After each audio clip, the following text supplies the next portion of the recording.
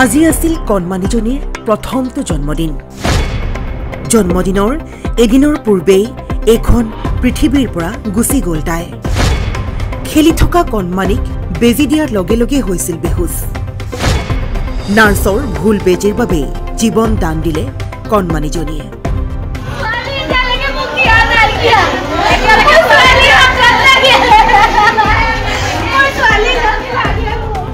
হয়, ইতিমধ্যে এই ভিডিঅ' ক্লিপ সকলোৰে মোবাইলে আজি বৃহস্পতিবাৰ অৰ্থাৎ আজি আছিল কণমানিজনীৰ এবছৰীয়া প্ৰথমটো জন্মদিন।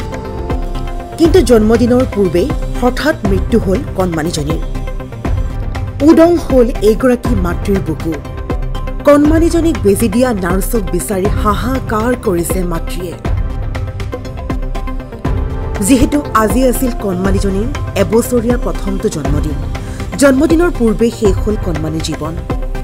চিকিৎসাধীন অৱস্থাত কণমানিৰ মৃত্যুক লৈ যোৰহাট মেডিকেল কলেজত উত্তপ্ত পৰিস্থিতি। মাতৃৰ কান্দোন মোৰ ছোৱালীজনীক হাতত লাগে।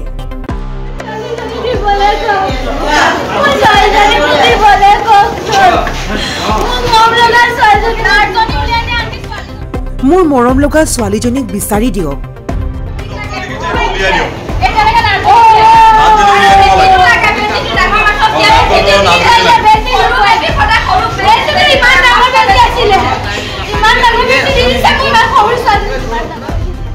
কাইলৈ মোৰ ছোৱালীজনীৰ জন্মদিন আছিল। আজি তাইক এটা বেজি দি মাৰি পেলালে। JMCHত এগৰাকী মাতৃৰ হিয়া ঢাকুৰি কান্দোন।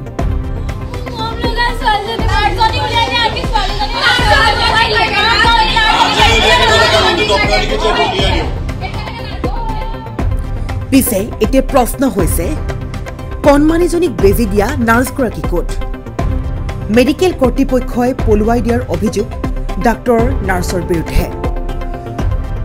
আনকি যোৰহাট মেডিকেল কলেজত ডক্তৰ নাৰ্ছৰ ব্যৱহাৰ বেয়া বুলি অভিযোগ।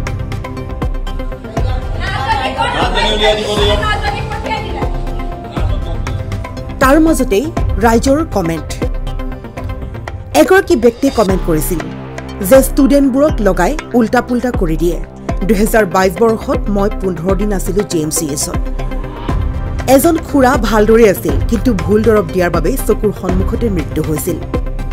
আন এজনৰ কমেণ্ট, এইটো নিত্য নৈমত্ৰীৰ ঘটনা হৈ পৰিছে যোৰহাট মেডিকেল কলেজত। পুনৰ আন এক কমেণ্ট, পেচেণ্টক এটা ছাবজেক্ট বুলি ভাবি ষ্টুডেণ্টক প্ৰেক্টিকেল কৰিব দিয়ে নেকি বাৰু? উচিত বিচাৰ কৰি দোষীক শাস্তি দিয়ক। আৰু আইনমতে কিন্তু কোনো অপদাৰ্থ ডাক্তৰ দোষী সাব্যস্ত হোৱা দেখা নাই আজিলৈকে। কিয় মানুহৰ জীৱনক লৈ খেলে বাৰু? অকণমান ধৈৰ্য নাই নেকি? কি বেজি কাক দিছে চাবলৈ? হেৰুৱাসকলেহে জানে সিহঁতৰ কি আহে যায়। কোন নাৰ্ছ, কিহৰ বেজি, কোন ডাক্তৰ, তদন্ত হওক সোনকালে। অসমৰ চিকিৎসা ব্যৱস্থা কিমান বিধ্বস্ত মোৰ মাক অলপ সময়ৰ বাবে শিৱসাগৰ চিভিলত এডমিট কৰোঁতেই গম পালোঁ। শিকাৰুক এৰি দিয়াৰ বাবে মেডিকেলত এই দৃশ্য দেখিবলৈ পোৱা বা শুনিবলৈ পোৱাটো স্বাভাৱিক। তাৰ মাজতে আন এক ব্যক্তিৰ কমেণ্ট, বহুতেই কয় চৰকাৰী হস্পিটেলত নাযায়, প্ৰাইভেট হস্পিটেলতহে যায়। প্ৰাইভেটত যিটো গুৰুত্ব দিয়ে চৰকাৰী কেইখনত সেইটো গুৰুত্ব নিদিয়ে। পিছে এতিয়া প্ৰশ্ন হয়, সঁচাকৈ চৰকাৰী হস্পিটেলত অৱহেলা হয় নেকি ৰোগী? ডাক্তৰ নাৰ্ছে বেয়া ব্যৱহাৰ কৰে নেকি ৰোগীক? নে নতুন নতুন ষ্টুডেণ্টক ৰাইজই কোৱাৰ দৰে পেচেণ্টক এটা ছাবজেক্ট বুলি ভাবি লৈ ষ্টুডেণ্টক প্ৰেক্টিকেল কৰিব দিয়ে? ষ্টুডেণ্টৰ বা জুনিয়ৰ নাৰ্ছৰ এনে ভুল পৰিণতিৰ বাবে মৃত্যুক আকোৱালি ল'ব লগা হয় প্ৰত্যেকগৰাকী লোকে। আজি তাইৰ জন্মদিনত এটাই অনুৰোধ থাকিল চৰকাৰলৈ, তদন্ত আৰম্ভ হওক, দোষীক উচিত শাস্তি দিয়ক। তেনেকে ক'লে কৈ লৈ পেলাই বাইদেউ এগৰাকী আকৌ এটা বেজি দিলেহি। দুটা বেজি দিয়া হ'ল নহয়। তাৰপিছতে মই পাই পেলাই ছোৱালীজনী অলপ দেৰি পাছতে এই ককাক আহিলে, খেলিলে মেলিলে, জলপান চলপান খোৱালো মেলিলো।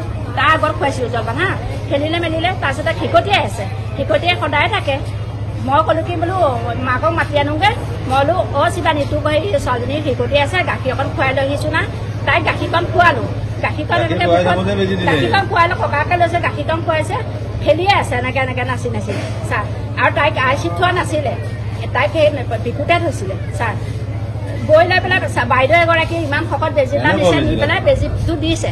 দিওঁতে তাই ৰঙা পৰি গৈছে ৰঙা পৰি যাওঁতে অকক কৰিছে তাই তেতিয়া বাইদেউগৰাকীয়ে ছাৰ ওচৰতে আছে তাই তেতিয়া নকলে কেলে যে ছাৰ বেবীটোক বেজি দিওঁতে ৰঙা পৰি গৈছে আৰু অকক কৰিছে কাষতেতো বেঞ্চ লাগিয়ে থাকে তাই নকলে বোলে ক'লে কি বোলে বেজি ছোৱালীজনী বোলে ৰঙা পৰি গৈছে উকলি আছে কৈছে একো নহয় বোলে এনেই কৈছে তাই আৰু কি ক'লে গোটেই বেজিটো সোমোৱাই দি পেলাই লগালগ খেলি থকা ছোৱালীজনী ছাৰ আগতে হেৰুৱাই পেলাইছে তাতে এনেকৈ কৈ আলমুকুটা খালে লগালগ লৈ গ'লোগৈ লৈ যোৱাৰ পাছতে ICUত ভৰাই ছাৰসকলে কৈছে বোলে নাই বচাব নোৱাৰিলোঁ ছাৰ মই মানিছো ডক্টৰ ট্ৰিটমেণ্ট কৰিবলৈ হস্পিটেললৈ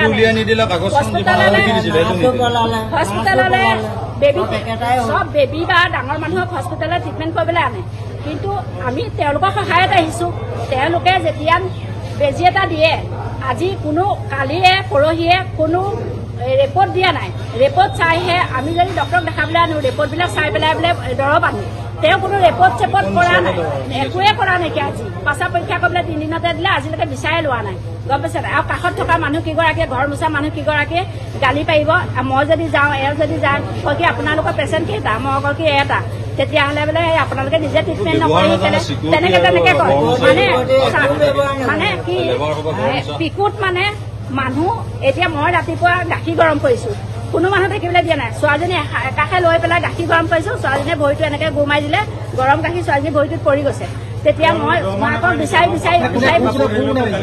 এনেকৈ কৰি লৈ পেলাই ছোৱালীজনীক এনেকৈ কোচত লৈ মই গৰম পানী গৰম কৰি গাখীৰ পিটিছোঁ ছোৱালীক খুৱাবৰ কাৰণে তেতিয়া বোলে ছোৱালীজনী এনেকৈ গুমাই দিলে গুমাই গাখীৰ পৰি গৈছে উত্থাপন কৰিছে যে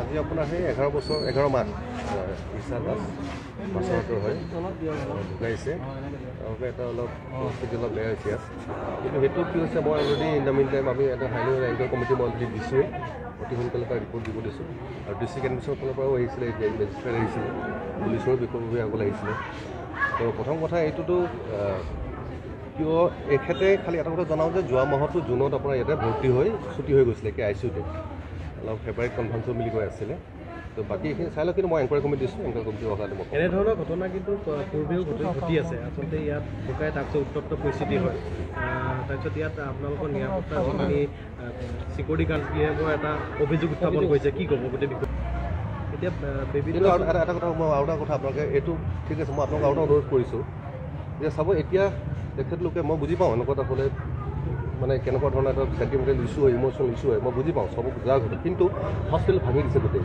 আপুনি চাব তাত কিন্তু তাত কিন্তু বহুতকেইটা বাচ্চা আছে এতিয়া যেতিয়া সেইটো গোটেই AC এৰি হয় এতিয়া সেইটো কাৰণে গোটেই গ্লাছ ভাঙি চন্দ বিচ্ছিন্ন কৰি দিছে সেইসকল লোককেইটা কেনেকৈ কি হ'ব এতিয়া আমি লগালগ আমি ব্যৱস্থা লৈছোঁ কৰিব এতিয়া কিন্তু সেইটো খালী ক'ব যাতে কিবা থাকে আমি আছোঁ আহকচোন মই ৰাতিপুৱা আহি লোকসকলক মই কৈ গৈছিলোঁ বুজাই গৈছোঁ আহিছিলোঁ মই যেতিয়া গম পাইছোঁ যে চিৰিয়াছ হৈছে ৰাতিপুৱা মই আহিছোঁ নিজে আহিছোঁ আহি মই কথা পাতিছিলোঁ news desk news eight Assam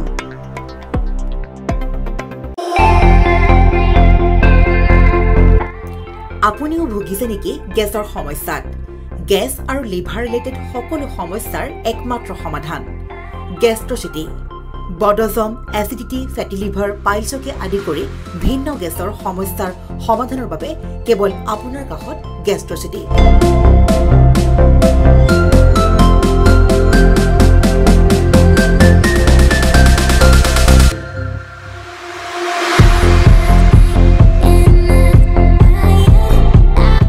visit কৰক গেষ্ট্ৰচিটি গুৱাহাটী হাতীগাঁও চাৰিআলি যোগাযোগ নম্বৰ 7577999909